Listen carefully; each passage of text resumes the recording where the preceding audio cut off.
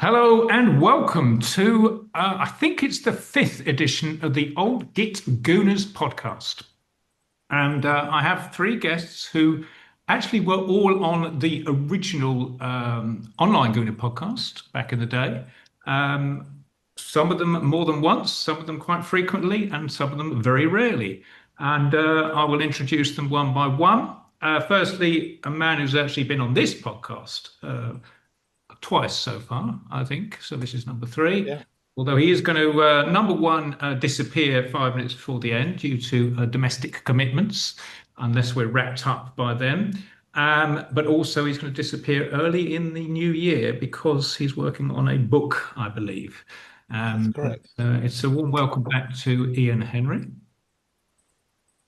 And next up, we have two Simons. Now, last time I recorded this, we had Simon Cardwell. This time, I've got Simon Rose and Simon Hill. So let me start with Simon Hill, who is a financial expert and very interested in what Arsenal are doing financially. And a big part of the reason I wanted to have him on this podcast is because he has a view which is a little more, shall I say, informed about financial matters at Arsenal, what we've done, what we could do, where we are. So I look forward to that. And as I explained before we started recording, I'm going to refer to these two gentlemen by their surname during this podcast. So it will be Mr. Hill and Mr. Rose. So moving on to Simon Rose. Now, Simon Hill was on one podcast just before COVID, and obviously I handed over the Gooner after that. So it was good to have him on once, and it's good to have him back. But Simon Rose was a fairly regular panelist back in the day, and he was writing for the Gooner for almost 20 years. I think he said it was 17. But he's still writing now, as far as I'm aware, under our new editor, Laith Youssef. But Simon, you did want to say a few words about a man you were on the podcast with a few times, Steve Ashford. So by all means, go ahead. Yeah. As you mentioned, I was on the Gooner podcast with Steve a number of times. Lovely guy. Obviously, you knew him extremely well. But the interesting thing for me, sort of growing up, when I used to be in the North Bank upper at Highbury, Steve used to sit 4 or 5 rows in front of us. I used to see him come in at every home game a few minutes after the kickoff with his box of Gooners. So yeah, it was always nice for me to read Steve's writing. He was a really lovely guy. I think lots of people have said his sort of manner as a person, that sort of in person, was very slightly different to how he wrote. Great fun. Obviously, I was sad to know he was ill, and sadder still to know that unfortunately he's passed away. But yeah, lovely guy. Yes, indeed. Certainly concur with those warm words. And I'm going to have a podcast probably in December when I've got ideally 3 people who knew him very well, and we're going to give him a good 5-10 minutes there, reminiscing with a couple of stories. But let's get on to the football club we all support. And I'm going to start with this record-equaling run. Okay, so potential chance they could make it on Saturday, an actual new record. If not, we might have to wait another 122 years. So let's hope we do it. But I was reflecting yesterday that perhaps we've been a little bit fortunate with the quality of the opposition in these matches.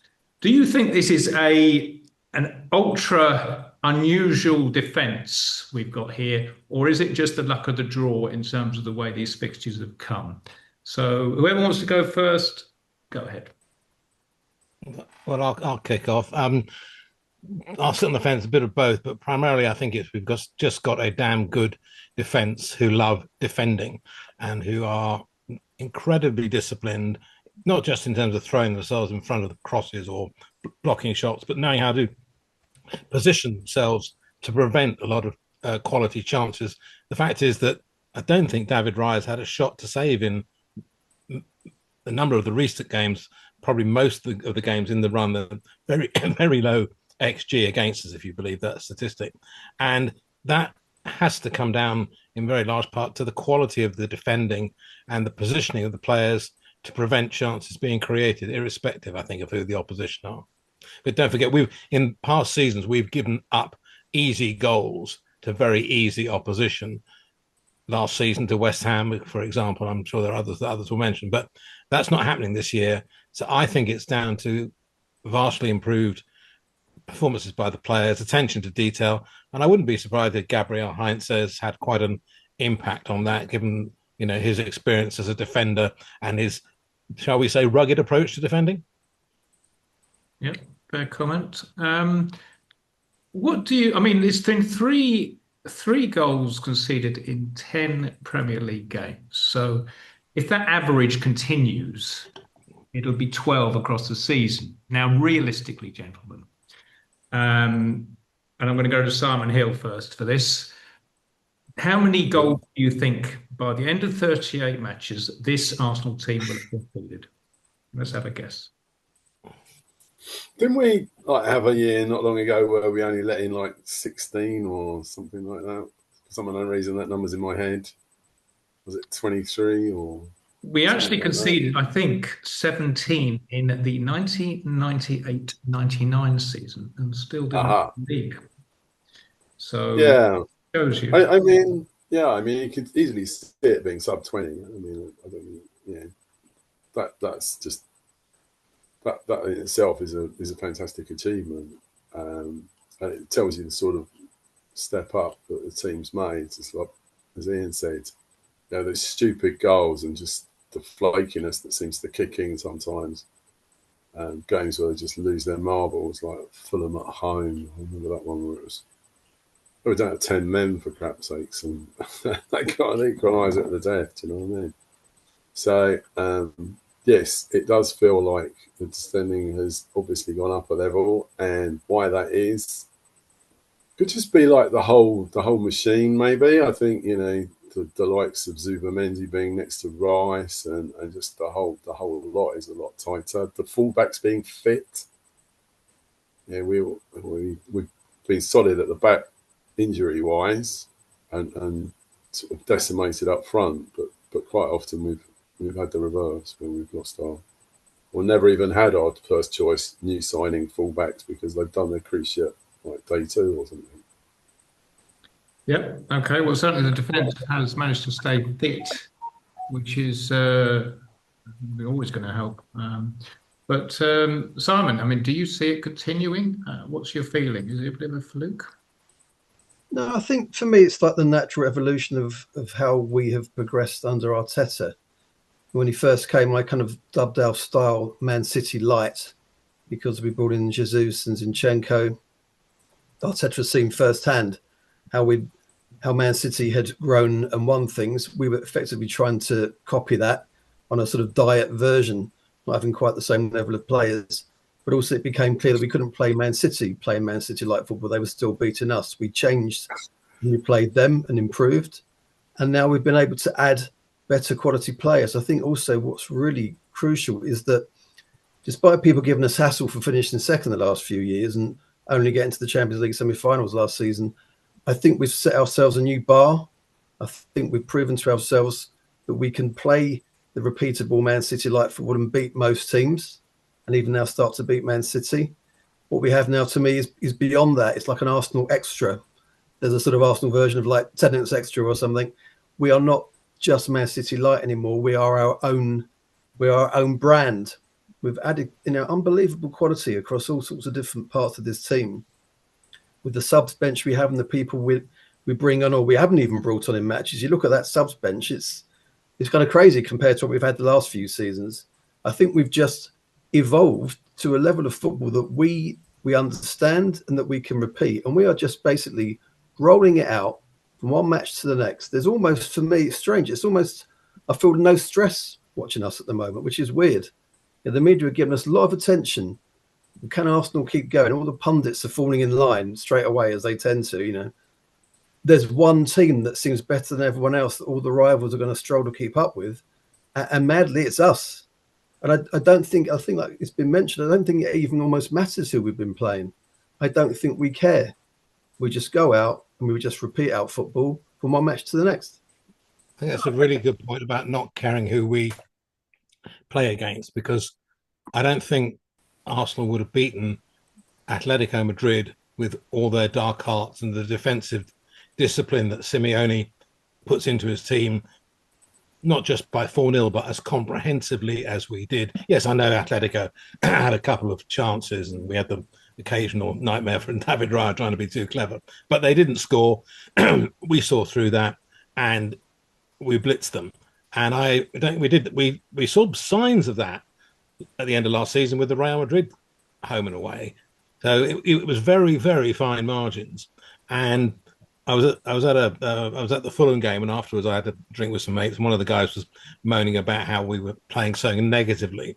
And I pointed out that from West Ham and Fulham, and I can't remember what the other game was, that we'd taken 1 point from 9 last season. We took 9 out of 9. So I think that tells you a great deal. Okay. Now, my heart was in my mouth when we were playing Slavia Prague, when a penalty was awarded against us. And it made me reflect on how VAR is used in UEFA competition compared with the PGMOL approach, which seems to be to settle down like it's an episode of Coronation Street to watch the monitor for as long as humanly possible. Do you think that, VAR can work? It was my actual conclusion from that Slavia Prague game. Before that, I really didn't have any time for it, but I just thought actually it was very well handled. Do you think it's going to improve in the Premier League? Or do you think we're doomed to this long future of this? Well, it's not clear and obvious, but they still spend a huge amount of time examining minute details so they can make a decision which doesn't need to be. So, do you think things are going to improve on the VAR front? If I may come in there, Kev, the thing I find interesting with VAR is that I don't actually think really VAR's the problem. VAR's almost the front for the problem. For me, the biggest problem are the rules of the game. The rules of the game are so stupid and so complicated. And then you've got a level of officialdom that have to try and interpret those rules, as in the refs and the assistant refs. And now they have amazing tech that they can use. And of course, it's utterly forensic. These stupid lines, and then that guy's offside because his foot's slightly further forward, but the guy over there, his arm's up. All this nonsense about someone's arm being in an unnatural position. If your arm's attached to your body, it's in a natural position. Some of the stuff that comes out is kind of crazy. They over-examine stuff because they can. I think also at times, I don't know if it's just a Premier League thing. Maybe we just know the refs too well. Who knows the name of the ref from that Slavia Prague game? I don't suppose any of us do. And I didn't really think that penalty was going to get changed. Both of their feet were up. Did Ben White get a block on it? You start getting into these ridiculous levels of forensicness that kind of ruin the moment. It's like in so many matches now, you don't know if you can even really celebrate a goal because you're pretty sure something somewhere has gone wrong or someone's going to find something, and the goals don't get allowed. So yeah, I didn't think that pen was going to get rescinded. A bit like the flip of those recent matches where we played Newcastle on the same weekend. Fulham played at Villa. I thought there was 4 penalty incidents there where I thought really kind of all 4 should have been given. The one when Gabriel's arm is up. How can you really have a situation where a ball would have gone into the box and then doesn't because it hit someone's arm? There was one where Villa and Fulham, Josh King was adjudged to have dived when he hadn't. He'd been fouled. The week before he got booked for diving. He didn't dive then either. He had a shot that hit Matty Cash's arm that would have gone in, and that was given as a corner. Really, some of these incidents that they're practically saves, things like that. So I don't see how VAR's going to go anywhere. I think because it's so technically advanced, I think it's almost going to get more and more forensic But there's no doubt at times, weirdly, it has helped us. Someone's probably done an analysis of if it's gone against us more than helped us. But I think it's just a shame that it adds such doubt to the joy of the moment. That's, I think, the real shame of it. Kevin, can I come in with a comment that I always make on these occasions? And that is, if you look at top class rugby, where they have video assistants, or television match officials, they call them, they vary. I cannot think of the last time I saw a major match with a really bad decision. Well, actually, there was one in the game between New Zealand and Ireland last weekend, but that's that was astonishingly rare. And one of the reasons I think that they get it right in rugby is because the referee and his two linesmen are in open communication with the match official, and they're discussing it over an open mic, and the crowd can hear it. And they are much more measured, and they know they're being discussed, and they know they're being heard. And I think they have to be, and they've learned to be just a darn sight better and more professional at it. And also, going back to the situation with the Arsenal game in midweek, I think I'm right in saying that we had a referee from Armenia or Azerbaijan, but the VAR official was from Netherlands or Belgium, whereas in PGMOL, the 1 week a VAR man could be on the pitch and vice versa, and they know each other and there's a personal connection. Whereas in Europe, you don't get that. Yeah, there does seem to be an element of backing their mate on occasion. Yeah. Mr. Hill, I think I can guess this. Are you a fan of VAR? In principle, but the trouble is that the practice is proving just as frustrating as the original, if you see what I mean. I mean, would some of the things that over the donkey is, would some of the things that really infuriated us back in the day sort of really be given as penalties now? And I think Ian's right. This thing, fans want to know what's really going on, and no one's happy about the fact that it's their mates, especially when certain previous referees, who I would like to call short four-letter names, admit that they didn't want to upset their mate. I mean, Christ. Yeah. It's a disaster. It's a disaster. I don't understand why they can't get better at it. It's like, hey, look what we got wrong this week, guys. Oh, yeah. What's the matter with you? Why did you do that? Why didn't you overturn it? Why didn't you overrule him? It's like, are the camera angles wrong? We had all that nonsense at one point, anyway. Okay. Well, let's move on to something. Kevin, just wanted to say that part of this gets wrapped up into the whole debate about consistency, right? People are constantly saying, oh, we need consistency. Why isn't there consistency? But the only thing consistent about football is the inconsistency, because no two instances are ever the same. There's a brilliant quote, right? I'm sure a lot of people listen to this can think of a particular Arsenal book where offsides and the consistency around them were heavily debated. And these quotes, I wish I'd looked and brought it out. These quotes are from Herbert Chapman 100 years ago. So it's obviously been a debate, consistency, for a hell of a long time. That's the only consistent thing about that debate. True. Anyway, let's move on to something less controversial, which is a record breaker that did happen on Tuesday evening, which was the appearance of young Max Dowman. So he's 15 still.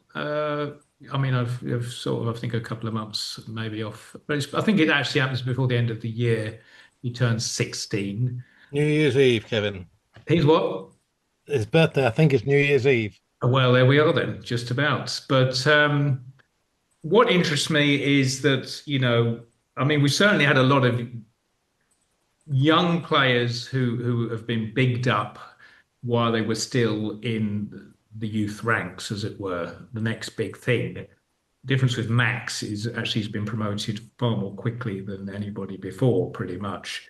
Even Nwaneri, although he did get an appearance, wasn't actually playing regularly in the way that Dowman is.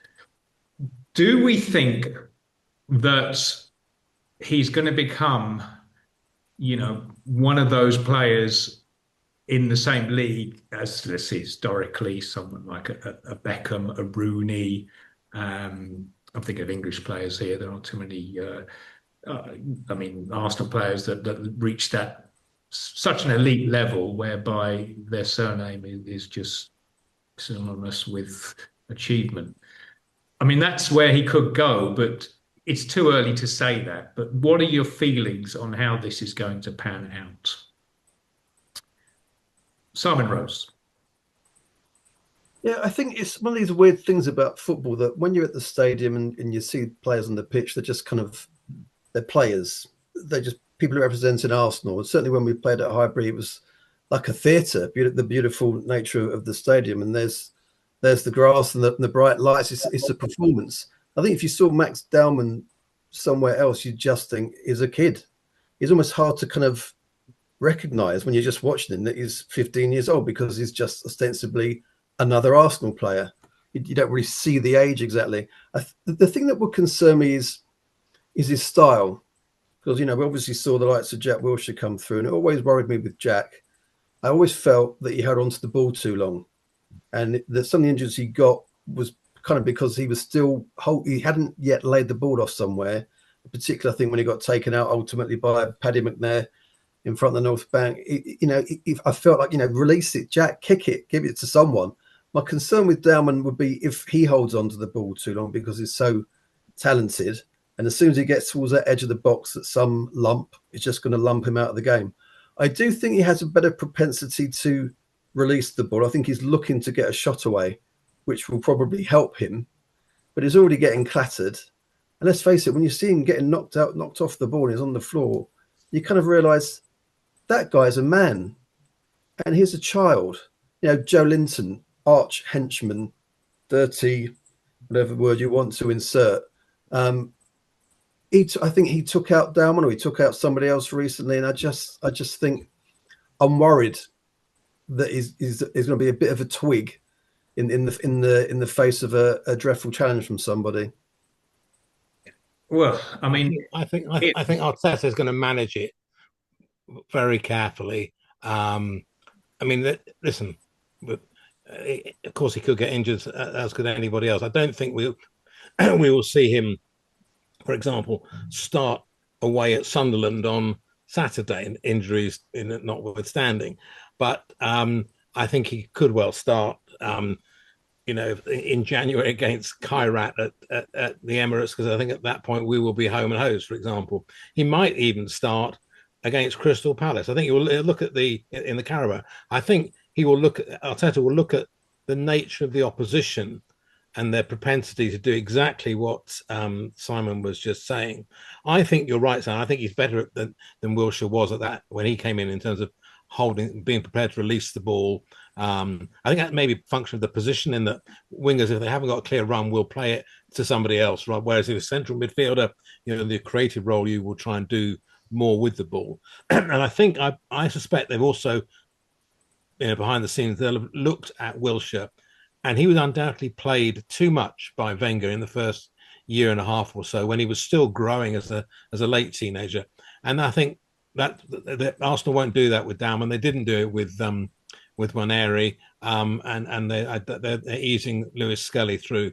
And I just think they're going to be better at it now, and having the quality of squad also ahead of him means you don't need to rush him no matter how good he is. But if we're winning 3 or 4-0 at home with 15 minutes to go, bring him on, because that's going to be when he can shine a little bit more and when there's no pressure. And at 15, well, when he becomes 16, so what? Let's enjoy that ride, I think. Okay, Simon Hill, I'm going to put something to you, which you can say whether you go with, which is that I have this theory that young Dowman, he is a free kick winning machine, and yet I think he's doing that deliberately. I think he almost wants to get fouled rather than focusing on beating his man all the time because of the positional advantage that gives the team. So I think he is going to get clattered because he keeps doing that. Do you think he's that calculated, or he's just a youngster who is just doing what he feels like? You can't be a youngster doing what you feel like, jumpers for goalposts and all that. No, I mean, he's trained and he's impressed upon. And you haven't talked about Saka, which is dead interesting, because you went on about Rooney and someone else. You didn't mention Saka. Like we've forgotten about him being whatever it was, 17 or something, bursting on the scene, winning free kicks, getting kicked relentlessly, nightmares about injuries, getting injured. This lad will get injured. And he'll get a big injury. You just pray it's not a cruciate. Because to me, cruciates seem to be career-ending. People come back, but they're never the same, and then they disappear. Do you know what I mean? And that's always the worry with these young boys, is they do a cruciate, and especially the way he plays. Like some of that, we know, is down to the fact, like, not letting them carry on if they fill in a knock or they've had a knock, and previous managers and current managers sometimes let players stay on and play when they shouldn't. But obviously we all pray that we're going to handle this one well as we handled Saka, frankly, and then we've got a player.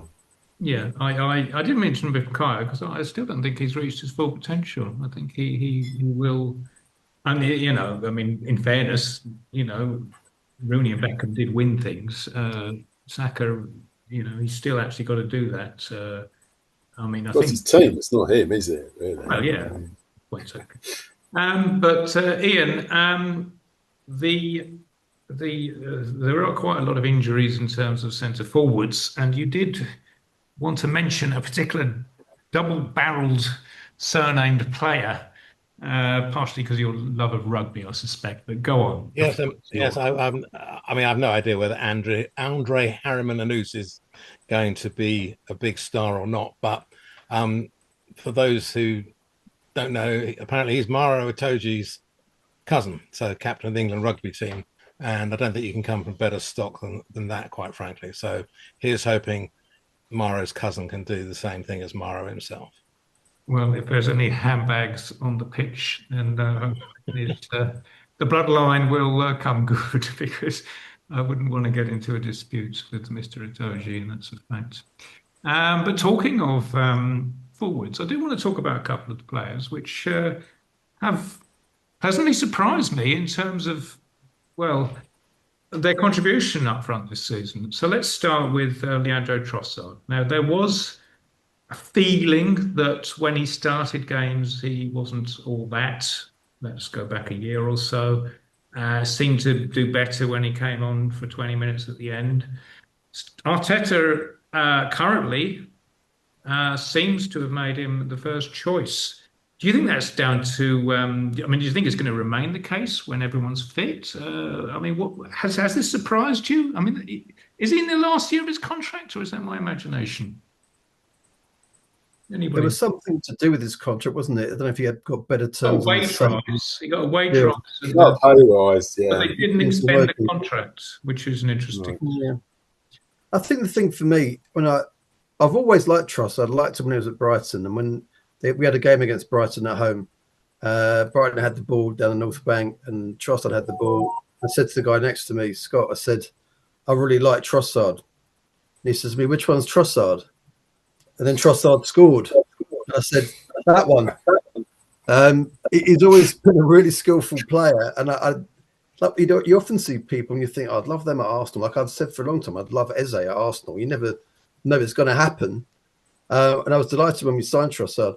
He's direct. He's tricky. He's one of our best finishers. He's just not that quick.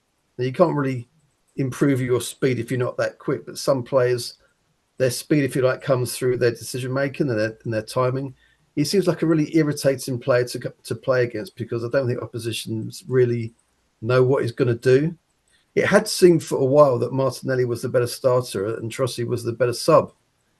But then Martinelli seemed to disappear down this sort of cul-de-sac of beating his man, then beating him 3 more times and losing the ball. Trossard's kind of ended up getting his chance. And I don't know if it's because Arteta's seen something different in him, or just he's trying to just manage players through the season. We know we've got a decent, really good squad, but we also know that players get injured, and they have been getting injured. Maybe he's just using Trossard as a starter at the moment, maybe that will change. But I think he unnerves the opposition, which is very handy. Yep. Okay. All right. Well, let's also talk about Mikel Merino, because the goals keep coming, and apparently I'm not a big follower of international football, but what I'm told is that he's banging them in for Spain as well. I mean, it's astonishing this guy isn't a starter if you think about it logically, but it seems like it's a signing that a lot of people questioned in the first few months. But when he moved to centre forward in February, as he had to, it develops an extra dimension to his game, which he's almost a cult hero now. I mean, where's he going to play? Can Arteta not pick him? Is he always going to be a substitute? Do you think he's ever going to force his way into the first team when everyone's fit? Ian? I don't think I don't think he will force his way into the so-called best 11, but I'm increasingly the view that, particularly when you in Europe, we with all the international games, we're playing 2 games a week, and depending on when the Saturday or weekend games fall, you could have 3 games: Sunday, Wednesday, Saturday. With really compressed time. So load management and having players who can come in and do a particular job in different kinds of games, whether it's a starter or as a finisher, and also multifunctional players. And Merino is definitely one of those. I think Arteta has realised he's got to be a lot cuter in terms of that. And as I don't know, maybe 4th choice centre forward after Gyökeres, Havertz, Jesus when he's fit, Merino is not a bad option to have off the bench. He certainly also adds a lot of height and defensive nous with corners and free kicks and so forth. And by all accounts, he's just a good man to have around, and he's very good with the younger players, and he's a part of what they call the leadership group. And also, I think the fact is he's come in his late 20s from let's basically say a middling club in Spain, and he's part of the best squad in British football, English football at the moment. And I think he along with a lot of other players are just delighted to be here at the moment and are doing whatever they're asked to do. And I think that this season is going to prove it's a squad game now. It's not an 11-man game. It's a 25-man plus game, and some players will probably start 2/3 of the games, and others will only start 1/3 of the games. And Merino may only start 1/4 to 1/3 of the games, but he'll be involved in most of them, I'm sure. And that's that. And he looks so he's happy with that role. Yeah.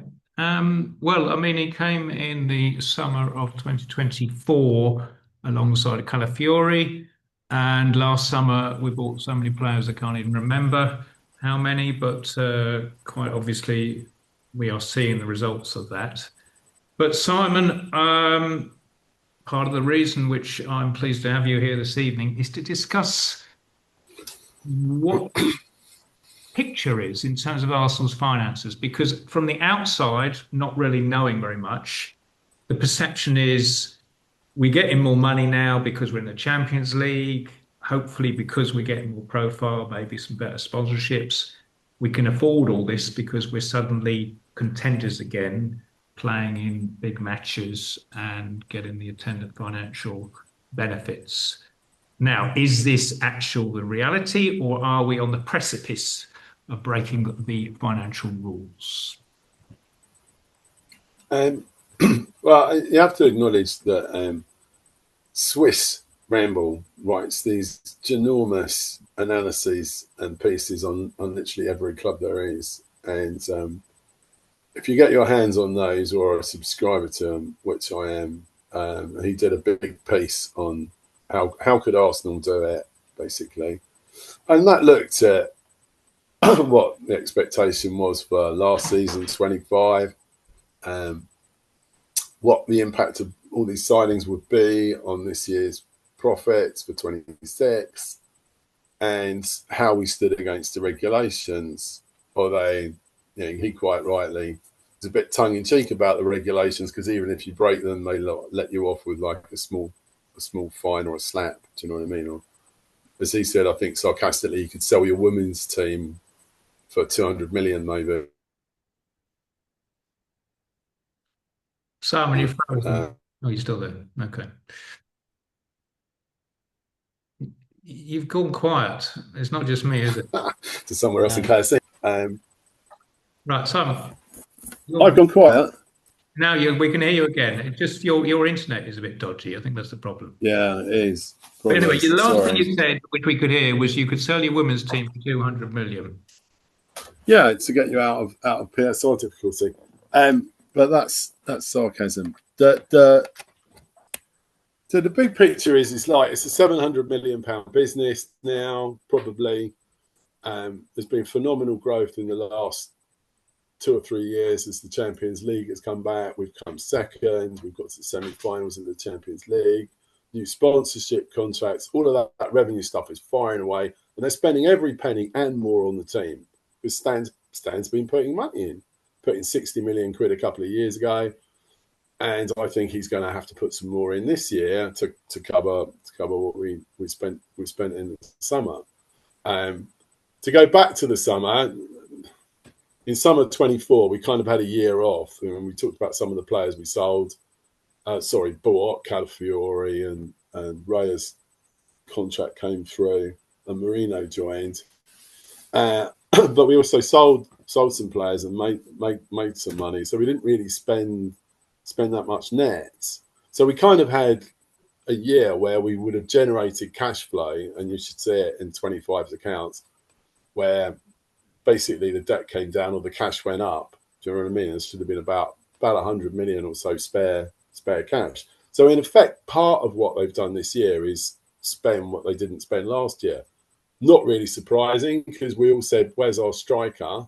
And we ended up at the end of the day with Raheem Sterling on a season loan, and everyone and the whole world. Now, there's got to be a huge story in here, which I'm disappointed no one seems to know the answer to, about what exactly happened in summer 24 when everyone in the whole world, including Arteta, probably wanted a striker, and we ended up with Raheem Sterling on loan, a player he knew from his Man City days, and it just seems like that was madness. So this year, obviously, they opened up the floodgates, and more than the floodgates in an affordability sense, I think, because the Eze deal. Certainly, I mean these contracts, you have to bear in mind. You take not only the players' cost as it's reported and all the fees that get added to that from agents and levies, but you also take their contract, and you're writing commitments to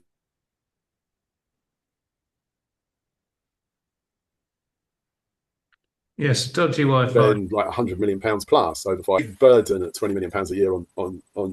I can't do anything about that.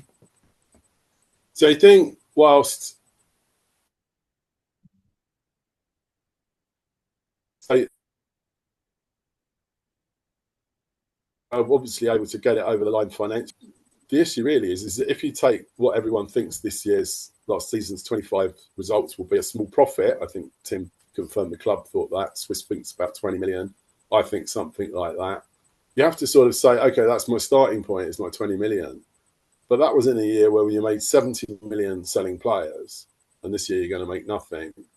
And you've committed to spending at least 50 to 60 million pounds more in wages and amortization charges on all the players that you've signed and given new contracts to.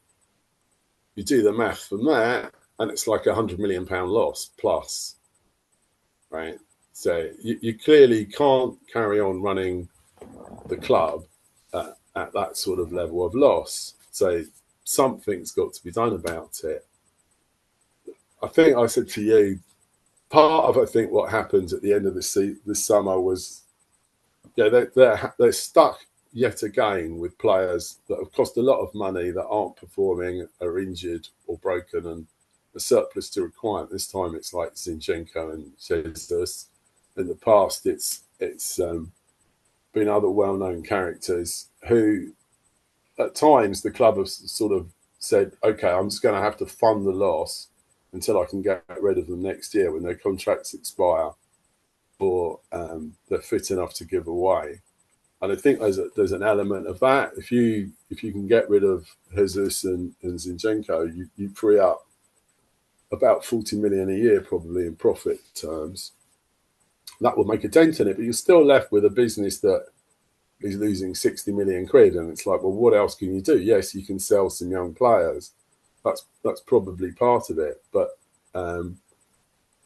you're going to need to boost your commercial income, and you're going to need to keep sort of Champions League runs to the semi-final and Champions League presence, because they've given you this 700 million and you lose that, you're really in trouble, because you're writing these 5-year checks to players, and the amount of players we have now on supposedly 10 million or so a year plus, and we paid 50 million pounds a year for 50 million pounds for on a 5-year deal, which is another 10 million. So it's costing you 20 million to have them. And we've got a concentration of risk in 5 or 6, 7 players. And it just so happens at the moment, 5 of them are out injured. Havertz, Yorkes, or whatever you pronounce it, Maduki, Jesus still. And so obviously there is this feeling that the club is being run very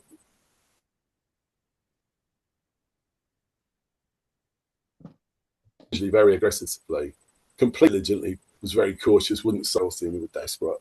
We had hundreds of millions in the bank and hundreds of millions in retained profit. And now all those profits are basically spent. We're relying on KSE to sort of keep us going, and it's like they're trying to buy the league. I think it feels like they're trying to buy the league this season. Well, I mean, it's not the first time a club has thrown money at pursuit of success, and this sort of leads on to the possibility that if we fall short and don't have these things like consistent long Champions League runs, from what you're saying, the solution would seem to be actually selling certain of the crown jewels. Yeah, it'd be to sell. And I think Berta, you get the feeling that he's looked at that squad and he's thought, okay, we'll add Daisy in. I mean, and the other thing I haven't mentioned is like some of these players are like 27. I'm sorry, I don't know how you pronounce the striker's name. They're 27. They're £100 million deals, including their salaries. And they're going to be 32 when that comes to the end. You're not going to get anything for them. Are they going to get broken like Jesus? Do you know what I mean? It's like, well, it'll be interesting to see what the plan is in terms of. The flip side will be selling players, and obviously he feels there's a lot of profit in that squad that they can grab. Maybe they become a little bit more wheeler-dealy if they get into trouble. Yeah, I mean, I agree with a lot of what you say there, Simon. I think it's worth noting. I've been looking at the Swiss Ramble feature that you referenced at the beginning. In the last 4 years, Chelsea have made 366 million in profits of their player sales. Man City made 397. Brighton made 301. Arsenal made only 96. So there's, that partly will be a legacy of older players that we've had on the books and so forth. We weren't that far behind Liverpool, 123 million. Liverpool are incidentally going to have a similar problem to what Simon just alluded to. They just put 2 of their oldest players, Van Dijk and Salah, on long and expensive contracts. And I was teasing a Liverpool supporting friend of mine. I said, I think they're going to suffer from the Ozil Aubameyang syndrome of giving players, turning 30, too long a contract and too much money. Chelsea, if you remember, only used to renew players at 30 years or more older, over 30 years older, with 1-year extensions. And I think Wenger did that with Bergkamp for many years. But you're right. I think selling players is going to be a requirement. And not that I want him to be sold, but I wouldn't be surprised if one area or Lewis Skelly are sold, because they would generate 50, 60, 70 million or more in pure profit. And we've got left backs, coming out of everywhere on the pitch, and we've probably got one or two more coming through. One area may or may not be good enough to displace Odegaard. I don't know, but if he doesn't get games when he's 20, there'll be a sweet spot when you need to sell him to get 60, 70 million. So I think there will be some young players who we like because they're homegrown, they're one of our own, who will be sold to address some of the issues that Simon's mentioned. Yeah, I think also long contracts are a deliberate policy on that front. I think that's been very calculated. Simon? Yeah, I just think that we are at an earlier part of our cycle than maybe some other teams are. So, like, for example, towards the end of last season, I was perfectly happy if Salah and Van Dijk stayed at Liverpool, because I felt they wouldn't get better. They would only start to wane. That wane might have been obvious through certain sort of calamitous moments that everyone noticed, or just incremental things. All it takes is your pace starts to go a bit, your timing goes a bit. People don't necessarily realise it until it starts to snowball. That penalty Van Dijk gave away recently for Liverpool last season, it got there just a little bit earlier. So I didn't have a problem, whether it's the whole Aubameyang Ozil thing quite or not. They're just going to incrementally not be quite as good as they were, and then Liverpool therefore somewhat lumbered. Whereas I think what we've done, we know we've had seasons of sort of summers of inertia where people have thought, why aren't Arsenal buying the people they need? I think we've kind of done it all in one big bang. We've bought players that are expensive and to a certain degree are kind of ready to go. Eze is off the shelf ready. Gyökeres should be off the shelf ready. We've kept the younger players and got them on better deals. We've kept the players who've become good players with us, like Saliba and Gabriel. We've got them on longer term deals when they're still kind of hungry. We're not just rewarding players who've achieved stuff with massive contracts. And this is the problem teams have. Liverpool had it like we had it. You have players where it would be hard to sell them, but in order to keep them, you have to give them more money than they've ever had for what they've done, not necessarily for what they're going to do next. So to me, we've got like a super squad right now. It's quite astounding. Like when we signed Nketiah, I thought, do we even need him? I mean, it's not even like we almost even really needed Eze. I was delighted we got him, but it's almost like now, right now, and look at how well we're doing. Obviously, we don't know if it's going to hold. To my mind, the thing that would really be like the pin in our balloon would be if Rice got a bad injury. So I think it's utterly crucial. He covers the ground in like a thoroughbred horse. He just canters around. He makes everyone around him better. He's mentoring the young players. He's taking the set pieces. He scores free kicks. He's the route almost to everything. The set pieces at Gabriel scoring. I felt last season, the media was getting on top of us for the set pieces. Don't just keep aiming them at Gabriel. That somebody else has got to get up for these headers.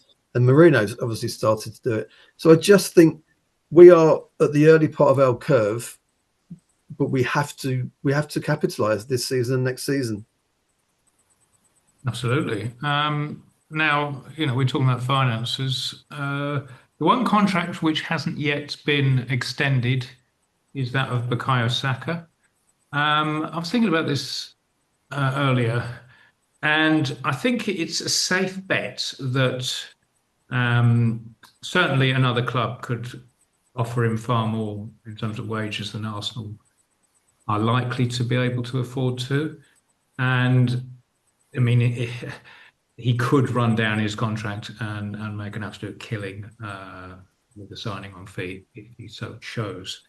Do you think he's got Arsenal in the blood, or should we worry about this renewal not having been tied up yet as we get into the 18-month stage quite soon? I wouldn't worry, personally. I think almost out of all of our players, he feels the most kind of Arsenal-y of anyone. You also look at other teams and you think, could you imagine him somewhere else? And also, who could really afford him? So you could say, for example, Well, Man City could afford him, but they've got Golden Boy Foden. You think, well, would Liverpool try and get him to replace Salah? Well, they might, but where does he actually think going forward he might be more likely to win stuff? It's not about what Liverpool have done, it's what you're going to do next. Are we a better bet, a better shout for potentially winning the league and or the Champions League in the coming seasons? Probably. Spain, can they pay the kind of money? I suspect it will happen. But as you say, it does become kind of crucial. Also, the World Cup coming up. I don't think players want to mess about sort of too much. Maybe at the end of the season.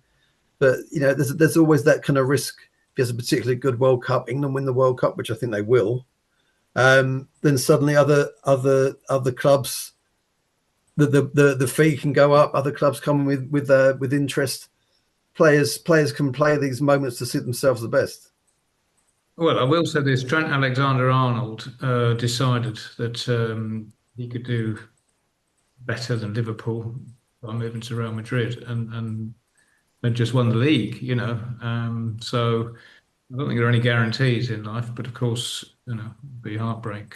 Bukayo did depart, but anyway, It is a surprise that it's not happened yet. I have to say, don't you think it's a bit odd that, I mean, we're now into November. Saliba signed. That was like the biggie for me. Was him, and the club were clearly cock a hoop, and he's supposedly being paid insane amounts of money now.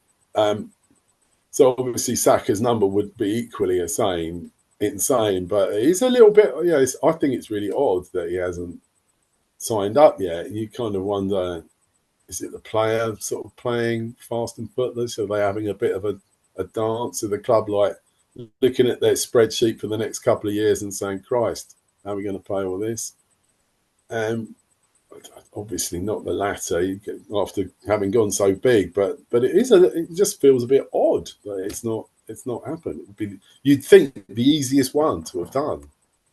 reputedly, he is the highest earner as it stands at the club, with the bonuses. Reputedly, he's on 300,000 a week, basic 195, but obviously the bonuses have been achieved because the club are doing so well. So I think it's to watch this space and put our hands together and pray, really. But let's look at more immediate concerns, and we've got a couple of interesting matches this weekend because we might have mixed feelings about what we want to happen. So I'm going to just ask you for your desired result. I don't need a scoreline, I just who wins or it's a draw. Let's start with Spurs against Manchester United. Because they're both kind of similar position in the table, both potentially, you know, they're in the title race at the moment. I know it sounds ridiculous to say this could happen, but you know, I mean that's the league, so anything can happen. So I mean, okay, who do we want? Spurs, Man United, or a draw? Ian Henry. Oh, I always would like Spurs to lose. So, you know, much as I despise Man United, I'll have to want Man United to win with a last-minute goal. All right, Simon Hill. I always want draws, but they never are. So, well, you go with the draw, and Mr. Rose. I'd like them both to lose. Okay, that's going to happen somehow. No, sadly not. Let's face it, it's always funny when Spurs lose. Particularly, they seem to find unique ways of doing it. And I'm with Ian. I'd like them all to get injured and United to get some sort of late winner that really irritates Spurs. That would just be very funny. Okay, well, perhaps a more significant one in terms of Arsenal's title ambitions, and that is the visit of Liverpool to the Etihad to play Manchester City. I'll start with Simon Rose. Man City or Liverpool, or a draw? I think Haaland will destroy Liverpool. It's very interesting that in these last couple of games Liverpool have won, the media are acting like Liverpool are back. That game at home to Villa were like children playing on stilts. They had no idea what they were doing. They gifted Liverpool the first goal. Second one was like a weird deflection. What a gimme that was. And then Real Madrid were like nothing. They were nothing. It was like playing like a team, like Fulham or something. they didn't really give Liverpool much of a challenge, and Liverpool suddenly won 2 games, and everyone thinks that's it. Liverpool are great. That'd be the worst thing Liverpool could think. That if they go to City and they're all like, yeah, we're great again now, and sort of go for it, I think that City will be sharpening their elbows and getting that ball to Haaland, and there's a risk that he's going to wreck them. So I, in some respects, I think a 2-2 is possible. It becomes a bit of a skirmish, but I think City 3-1 and Haaland. I think Liverpool could get about 8 minutes into that game and think to themselves, "Oh God, this is going to be terrible. There's nothing we can do about it." Well, it sounds to me like you would actually quite like a Liverpool win in that case, regardless of your. I'd like a draw. I think draw would be good. Takes the sting out of both of them. Right, Ian Henry. I'm aware of the time. I'm aware. No, I can carry on. So you carry on.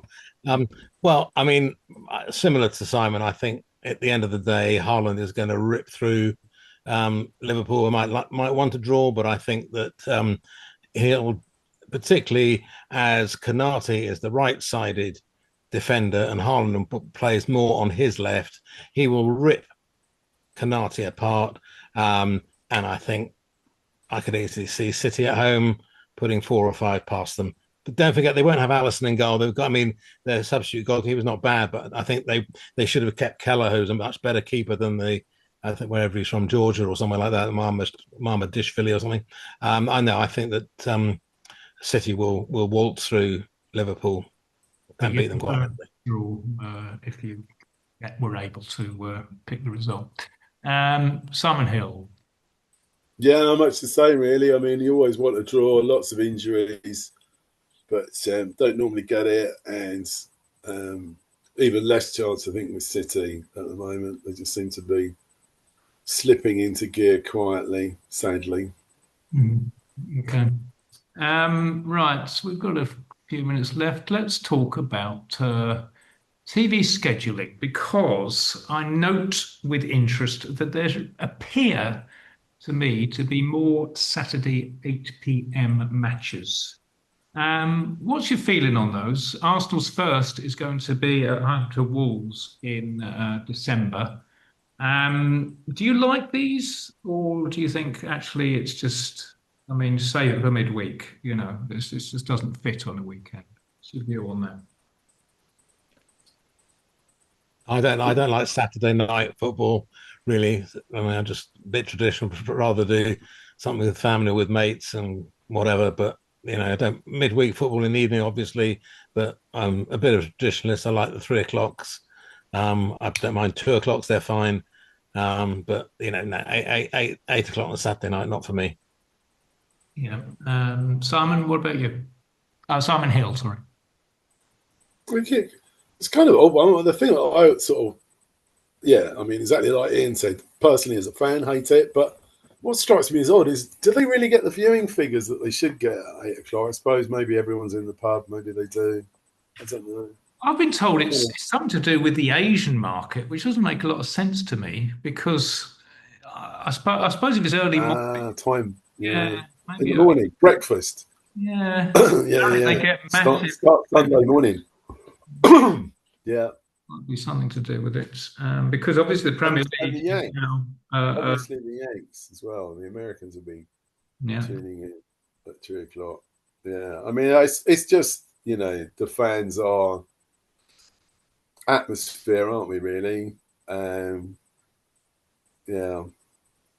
Okay, Simon Rose, what is your view on it? See, we are used to midweek games being on at sort of evening times, and we don't mind that. There's obviously a sense of theatre to a match under the floodlights. I think you mentioned the sort of global audiences. There's people all around the world watching Arsenal all sorts of times of day and night, getting up in the middle of the night watching it before going to work, staying up late to watch it after work, and people, putting those sort of hours to do it. I think the basic reason is because there's more and more games on now. They're getting spread across different time slots, so they're not necessarily on at the same time as each other, although Sunday 2 o'clock ones seem to be. It's spreading out the product, isn't it? That's the thing. We know the Premier League is all about the product. It's a global thing. It is massive. It's an exciting league. There's other leagues that are not anywhere near as exciting. or don't have the players. I love Italian football. I followed AC Milan for a long time. I used to, love watching Italian football on Channel 4. And some of these leagues, the kind of players they've got now, they don't have that caliber. The Premier League is kind of everything. So they're kind of spreading the product out. And if the fans come to the games, then it adds more wallpaper to the product. And I suspect we haven't seen the last of it.